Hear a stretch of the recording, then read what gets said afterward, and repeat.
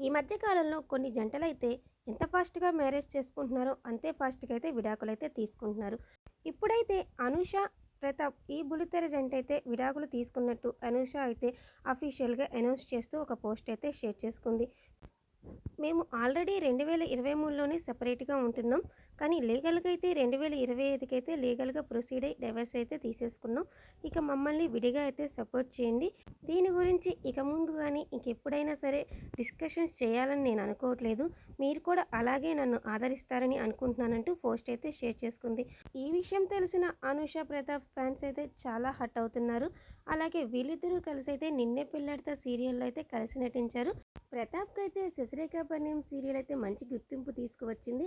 ఇక అనుషకైతే 'సూర్యకాంతం' సీరియల్ ద్వారా మంచి గుర్తింపు వచ్చింది. వీళ్ళ డైవర్స్ విషయం అయితే అనూష అఫీషియల్‌గా పోస్ట్ చేసిన తర్వాత అయితే ఇలా జరగకుంటే ఉంటే బాగుండేది అని అయితే వీళ్ళ ఫ్యాన్స్ అయితే కామెంట్స్ చేస్తున్నారు.